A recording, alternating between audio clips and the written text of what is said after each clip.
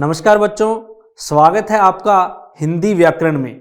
तो बच्चों आज हम हिंदी व्याकरण में पढ़ेंगे कारक के बारे में। तो बच्चों कारक क्या होता है, कारक के भेद क्या होते हैं, तो बच्चों इसके बारे में जानेंगे। चलिए देखते हैं। तो बच्चों सबसे पहले हम बात करते हैं कारक की परिभाषा की। तो बच्चों अगर मैं ये बात कहूं कि संज्ञा या सर्वनाम के जिस रूप से उसका संबंध वाक्य के किसी दूसरे शब्द के साथ जाना जाए उसे कारक कहते हैं। सरल भाषा में बच्चों अगर बात कहूं तो जैसे संज्ञा है या सर्वनाम है, उसका किसी दूसरे शब्द के साथ जो संबंध स्थापित करने के लिए हम जिन शब्दों का प्रयोग करते हैं बच्चों वही कारक होता है। जैसे बच्चों हम ये कहें कि राम का भाई श्याम, तो बच्चों यहाँ पर राम का श्याम से संबंध स्थापित करने के लिए हमने यहाँ एक शब्द का प्रयोग किया, एक वर्ण का प्रयोग किया जो था का।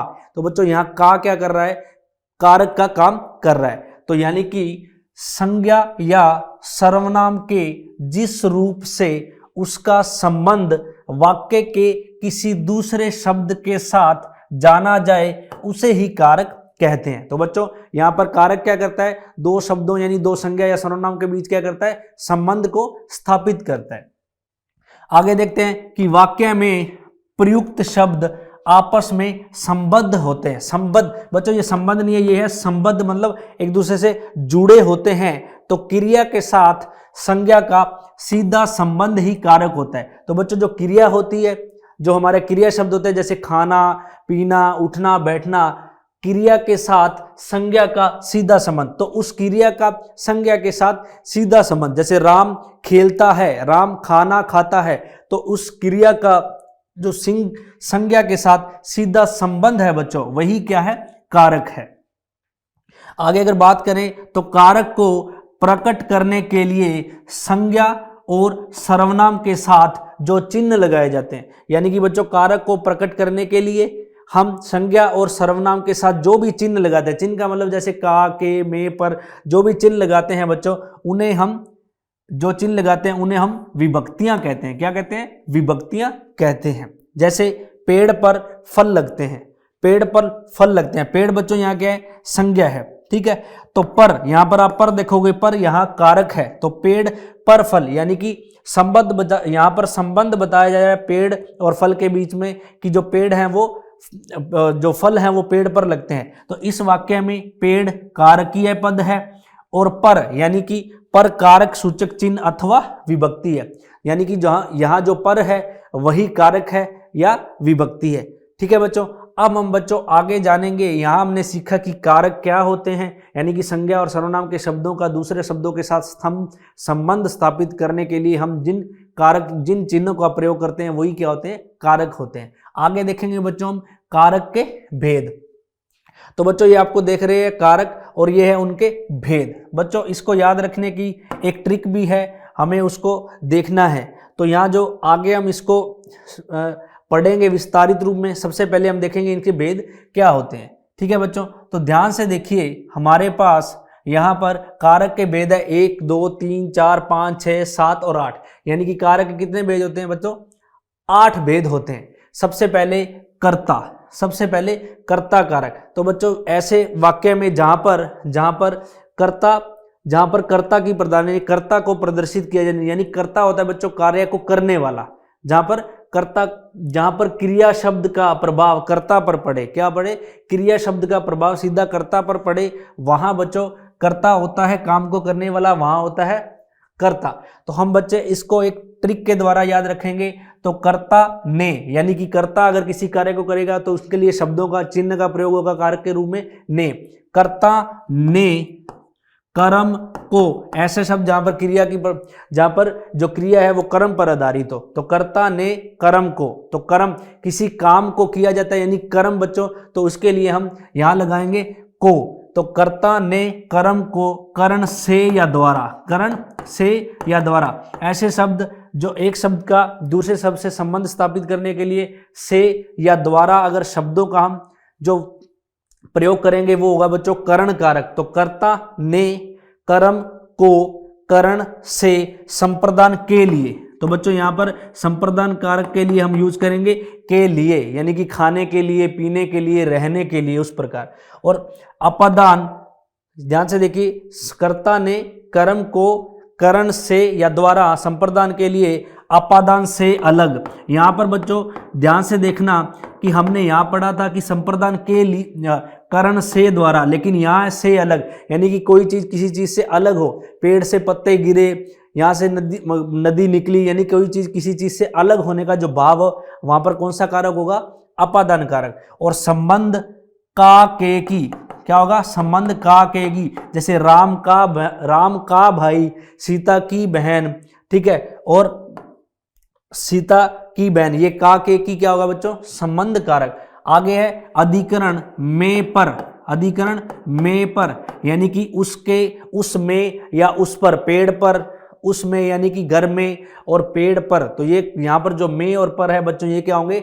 अधिकरण कारक। और संबोधन हे अरे, संबोधन हे अरे, हम जैसे संबोधित करते हैं, एकदम से अचानक से बोलते हैं हे या अरे, तो बच्चों ये क्या होंगे? संबोधन कारक। तो बच्चों ये जो मैंने शब्द, इनके चिन्ह लिखे हैं, ये हम आगे बताएंगे, यही इन्हीं के द्वारा हम बता सकते हैं कि जो कारक है वो कौन सा है। तो वापस ध्यान रखना, कर्ता ने कर्म को करण से, संप्रदान के लिए अपादान से अलग होने का भाव, संबंध का के की, अधिकरण में पर, और संबोधन हे अरे, ये बच्चों हमें याद रखना है। आगे बच्चों हम इन सबको, जो 8 प्रकार के कारक हैं, अलग अलग से समझेंगे उदाहरण के द्वारा। चलिए देखते हैं। तो सबसे पहले है कर्ता कारक। तो जैसा कि आपको बताया था, कर्ता होता है किसी काम को करने वाला। संज्ञा या सर्वनाम के जिस रूप से क्रिया के करने वाले का बोध हो, उसे कर्ता कारक कहते हैं। इसका चिन्ह ने, जैसे मैंने आपको बताया था, हमने जो याद किया था ट्रिक के माध्यम से, तो वो क्या होगा? कर्ता ने। कभी कर्ता के साथ लगता है और कभी वाक्य में नहीं होता है, अर्थात लुप्त होता है। जैसे रमेश ने पुस्तक पढ़ी, तो कभी तो बच्चों आपको ये ने यहां पर दिखेगा और कभी ये लुप्त होगा। तो यहां पर कौन सा कारक होगा वाक्य में? यहां पर होगा कर्ता कारक। कौन सा होगा? कर्ता कारक। सुनील खेलता है, पक्षी उड़ता है, और मोहन ने पत्र पढ़ा, तो ने यहां पर क्या होगा? कर्ता कारक। ठीक है बच्चों, तो आप देखोगे इन वाक्यों में रमेश, सुनील और पक्षी कर्ता कारक हैं, क्योंकि इनके द्वारा क्रिया के करने वाले का बोध होता है। ठीक है बच्चों, यहां पर आप देख रहे हो कि जो क्रिया है उसका प्रभाव कर्ता पर पड़ रहा है कि रमेश ने पुस्तक पढ़ी, यानी कि पढ़ना का जो सीधा प्रभाव है क्रिया का, वो किस पर पड़ रहा है? रमेश पर। और यहां पर इसलिए कौन सा कारक होगा बच्चों? कर्ता कारक। आगे या सुनील खेलता है, तो यहां पर जो खेलने का सीधा प्रभाव किस पर पड़ रहा है? सुनील पर, तो यहां भी क्या होगा? कर्ता कारक। और पक्षी उड़ता है, तो उड़ना एक क्रिया है, क्रिया का जो सीधा प्रभाव है वो पड़ रहा है बच्चों पक्षी पर, तो यहां भी कौन सा कारक होगा? कर्ता कारक। और मोहन ने पत्र लिखा, तो जब हमें ने दिख जाए तो हम सीधा ही कह सकते हैं कि यहाँ कौन सा कारक है? कर्ता कारक, क्योंकि हमें पता है कि कर्ता ने, यानी कि कर्ता द्वारा अगर कोई काम किया जाएगा तो वहां कौन सा चिन्ह लगेगा? ने चिन्ह लगेगा। ठीक है बच्चों, अब आगे देखते हैं इसका अगला भाग। अगला है कर्म कारक। तो बच्चों संज्ञा या सर्वनाम के जिस रूप पर क्रिया का प्रभाव या फल पड़े, तो संज्ञा या सर्वनाम के जिस रूप पर क्रिया का प्रभाव या फल पड़े उसे कर्म कारक कहते हैं। कर्म के साथ को विभक्ति या को चिन्ह आता है। ठीक है बच्चों, जब जैसा कि आपको बताया कि कर्ता ने कर्म को, तो कर्म के लिए कौन सी विभक्ति या चिन्ह आएगा? को आएगा। ठीक है बच्चों, और जहां पर क्रिया का सीधा फल उसके कर्म पर पड़ता है उसमें क्या होता है? कर्म कारक होता है। जैसे इसकी यही सबसे बड़ी पहचान होती है, कभी कभी वाक्यों में को विभक्ति का लोप भी हो जाया करता है, तो ऐसे में हमें चेक करना है कि क्रिया का जो फल है वो कर्ता पर पड़ रहा है या कर्म पर। यदि क्रिया का फल कर्ता पर पड़ता है तो बच्चों वहां होगा कर्ता कारक, और यदि क्रिया का फल कर्म पर पड़ता है तो वहां होगा कर्म कारक। तो जैसे उसने सुनील को पढ़ाया, तो यानी कि यहां पर सुनील के बाद आप देखोगे को, क्या देखोगे? को, तो यानी कि यहां पर सुनील को पढ़ाने की बात करी जा रही है, तो बच्चों को आता है, यानी कि को चिन्ह या विभक्ति आती है, वो हमें पता है कब आती है? जब कर्म कारक हो। तो यहां पर जो क्या होगा? कौन सा कारक होगा? कर्म कारक। आगे है मोहन ने चोर को पकड़ा। मोहन ने चोर को पकड़ा, तो यहाँ कौन सा होगा, कर्म कारक, क्योंकि यहाँ जो विभक्ति है बच्चों को है। आगे है लड़की ने लड़के को देखा, तो यहाँ पर को विभक्ति है, इसलिए यहाँ पर कौन सा कारक होगा, कर्म कारक। आगे है कि कविता पुस्तक पढ़ रही है, कविता। अब बच्चों इसमें को विभक्ति नहीं है, तो हमें कैसे चेक करना है, तो आप देखोगे कि यहाँ पर जो पढ़ने का सीधा प्रभाव पड़ रहा है पुस्तक पर। अगर यहाँ होता कि कविता पढ़ रही है, तो बच्चों पढ़ना है जो क्रिया है उसका जो संबंध होता सीधा, यानी कि प्रभाव पड़ता सीधा कर्ता पर। लेकिन हमें यहाँ बता दिया है कि कविता क्या पढ़ रही है, यानी पुस्तक पढ़ रही है, तो यहाँ पर जो क्रिया का सीधा प्रभाव पुस्तक यानी कर्म पर पड़ रहा है, कर्म पर पड़ रहा है, इसलिए यहाँ पर कौन सी क्रिया होगी, यहाँ पर कौन सा कारक होगा, कर्म कारक। आगे है बच्चों करण कारक, तो कर्ता ने कर्म को संप्रदान कर्ता ने कर्म को करण से या द्वारा, ध्यान से रखना बच्चों, विभक्ति कौन सी आएगी, से या द्वारा। तो जिस साधन से अथवा जिसके द्वारा क्रिया पूरी की जाती है उस संज्ञा के को करण कारक कहते हैं। ध्यान से देखिए बच्चों, यहाँ पर जिस साधन से अथवा जिसके द्वारा, ये दोनों विभक्ति, इन विभक्तियों से हम बता सकते हैं कि वाक्य में कौन सा कारक है, करण कारक। उदाहरण के द्वारा समझते हैं, रहीम गेंद से खेलता है, तो बच्चों यहां पर हमें बताया जा रहा है वाक्य में कि रहीम गेंद के द्वारा यानी कि गेंद से खेलता है, तो यहां पर से हमें बता रहा है, से विभक्ति से हम कह सकते हैं कि यहां पर कौन सा कारक है, तो वहां है करण कारक। आगे आदमी चोर को लाठी द्वारा मारता है, तो बच्चों यहाँ आदमी है, उसके द्वारा चोर को मारा जा रहा है लाठी द्वारा, तो यहाँ पर लाठी द्वारा यानी कि दो क्रिया और संज्ञा में जो संबंध स्थापित हो रहा है बच्चों वो किसके द्वारा हो रहा है, द्वारा विभक्ति से। तो द्वारा विभक्ति से हो रहा है, तो इस वाक्य में कौन सा कारक होगा, करण कारक। तो यहाँ गेंद से और लाठी द्वारा करण कारक हैं। तो संज्ञा और सर्वनाम शब्दों का जो संबंध स्थापित करता है जिन विभक्तियों द्वारा किया जाता है या चिन्हों द्वारा, वो क्या होते हैं बच्चों, कारक होते हैं। आगे देखते हैं, आगे है बच्चों हमारे पास संप्रदान कारक। तो जैसे कि हमने ट्रिक सीखी थी, कर्ता ने कर्म को करण से द्वारा और संप्रदान के लिए, क्या होता है बच्चों, संप्रदान के लिए, यहां पर कौन सी विभक्ति प्रयुक्त होगी, के लिए। तो जिसके लिए, यहां पर हमें देख लिया कि जिसके लिए क्रिया की जाती है उसे संप्रदान कारक कहते हैं, और इसमें कर्म कारक को भी प्रयुक्त होता है, किंतु उसका अर्थ के लिए होता है। यहाँ पर कर्म कारक यानी कि को भी प्रयुक्त होता है, लेकिन बच्चों उसका अर्थ क्या होता है, के लिए होता है। देखते हैं उदाहरण के द्वारा, जैसे सुनील रवि के लिए गेंद लाता है, तो बच्चों यहाँ पर जो रवि के लिए क्या होगा, यहाँ पर संप्रदान कारक होगा। आगे है हम पढ़ने के लिए स्कूल जाते हैं, तो बच्चों यहाँ पर हमारे द्वारा जो काम किया जा रहा है उसमें कारण है के लिए, यानी कि पढ़ने के लिए स्कूल जाते हैं, तो यहाँ पर पढ़ने के लिए में कौन सा कारक होगा, संप्रदान कारक। माँ बच्चे को खिलौना देती है। अब बच्चों ध्यान से देखिए, यहाँ पर हमारे पास के लिए नहीं है, तो हमारे पास विभक्ति क्या है, को है, लेकिन हमने देखा था कि कर्ता ने कर्म को, तो कर्म को कई बार बच्चों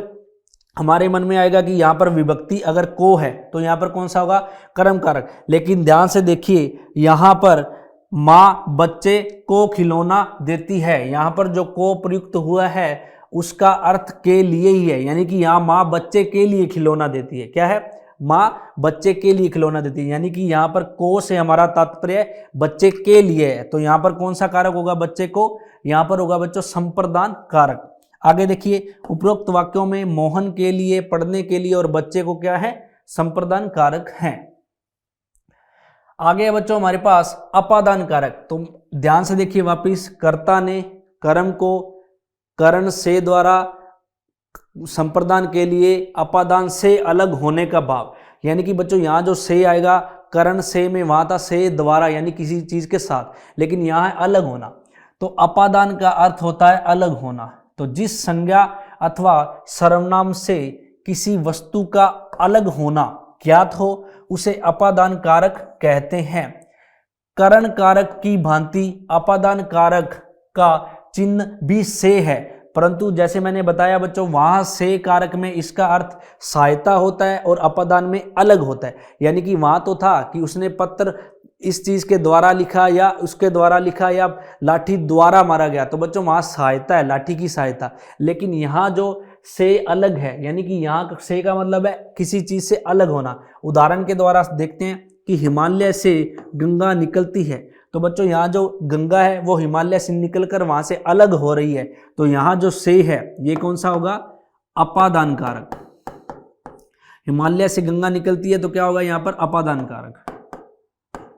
और आगे देखिए, आगे है वृक्ष से पत्ता गिरता है, तो बच्चों यहाँ पर जो वृक्ष से पत्ते क्या हो रहे हैं, गिरकर अलग हो रहे हैं, तो यहाँ पर से क्या होगा, अपादान कारक। और आगे है राहुल छत से गिरता है, तो राहुल छत से गिरकर छत से अलग हो रहा है, तो यहाँ पर जो से होगा वो क्या होगा, अलग होने का भाव है, इसलिए यहाँ पर होगा अपादान कारक। तो इन वाक्यों में हिमालय से, वृक्ष से और छत से सब क्या है बच्चों, अपादान कारक है, क्योंकि अपादान का मतलब होता है अलग होना। यहाँ पर यानी कि जिन वाक्यों में अलग होने का भाव प्रकट हो, जिन विभक्तियों या चिन्हों के द्वारा, तो वो क्या होंगे, अपादान कारक होंगे।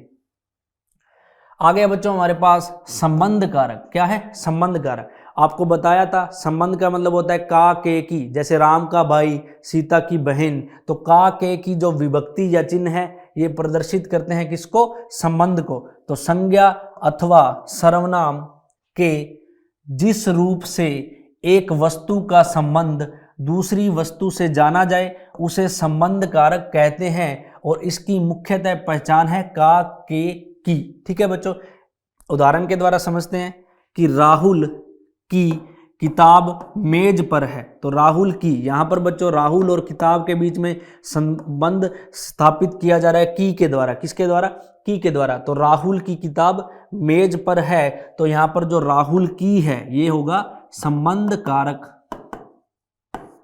और आगे है हमारे पास कि सुनीता का घर दूर है, तो सुनीता और घर में संबंध स्थापित करने के लिए हमारे पास शब्द या विभक्ति है, चिन्ह है का, तो सुनीता का में कौन सा कारक होगा बच्चों, संबंध कारक। कौन सा होगा, संबंध कारक। तो संबंध स्थापित करने के लिए हम जिन विभक्तियों का प्रयोग करते हैं वो का के की। ठीक है बच्चों, तो संबंध कारक क्रिया से भिन्न शब्द के साथ ही संबंध सूचित करता है। आगे हमारे पास अधिकरण। तो अधिकरण का मतलब था हमारा में या पर, यानी किसी चीज के अंदर या किसी चीज के ऊपर। ठीक है बच्चों, तो संज्ञा के जिस रूप से क्रिया के आधार का बोध होता है उसे अधिकरण कारक कहते हैं। इसकी मुख्यतः पहचान में या पर से होती है। जैसे कि आपको बताया अधिकरण में पर होता है। उदाहरण के द्वारा देखें तो घर पर माँ है, तो यहाँ पर घर के अंदर माँ है, तो में या पर इस बता रहा है हमें अधिकरण कारक के बारे में। तो घर पर क्या होगा बच्चों, यहाँ पर अधिकरण कारक होगा। घोंसले में चिड़िया है, तो बच्चों यहाँ पर बताया जा रहा है कि घोंसले के अंदर चिड़िया है, यानी कि यहाँ जो में है वो घर में, घोंसले में बताया जा रहा है हमें, तो घोंसले में कौन सा कारक होगा, अधिकरण कारक।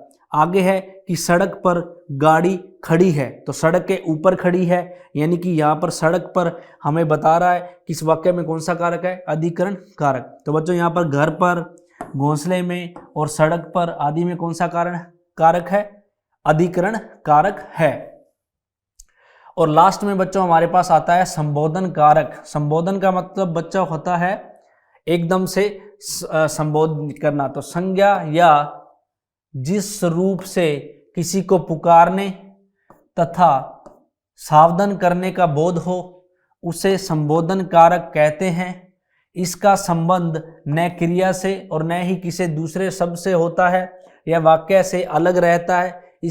इसका कोई कारक चिन्ह भी नहीं है। ठीक है बच्चों, जैसे आप देखो खबरदार, कोई भी हमें इसके लिए चिन्ह या विभक्ति की जरूरत नहीं है, हमें ये जो चिन्ह इसी से पता लग जाता है कि, यानी कि शब्द से ही पता लग जाता है कि इसमें जो कारक है कौन सा है, खबरदार। तो बच्चों इसमें कौन सा होगा, संबोधन कारक। रीना को मत मारो, तो यहां पर भी कौन सा होगा, संबोधन कारक। रमा, यहां पर भी क्या होगा, संबोधन। ये बच्चों जो चिन्ह है, ये डंडा के नीचे जो बिंदी है ये संबोधन का ही चिन्ह होता है।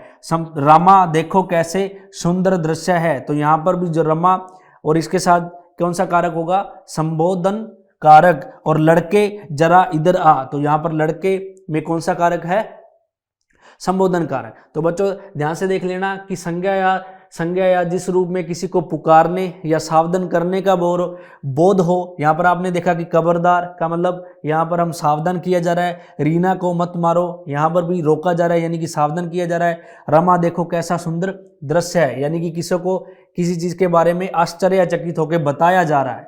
ठीक है, तो इसका संबंध न क्रिया से होगा। तो बच्चों यहाँ पर देख रहे हो आप वाक्यों में, इस खबरदार का किसी भी क्रिया से कोई संबंध नहीं है। रीना को मत मारो, यहाँ पर भी इसका जो संबंध है क्रिया से नहीं है, तो यह अपने आप में अलग होता है, तो यह वाक्य से अलग रहता है, इसका कोई कारक चिन्ह भी नहीं होता।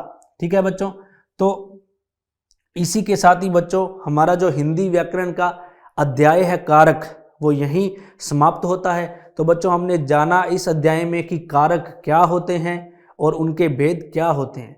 तो बच्चों आगे मिलते हैं हिंदी व्याकरण के अगले अध्याय में, तब तक के लिए धन्यवाद।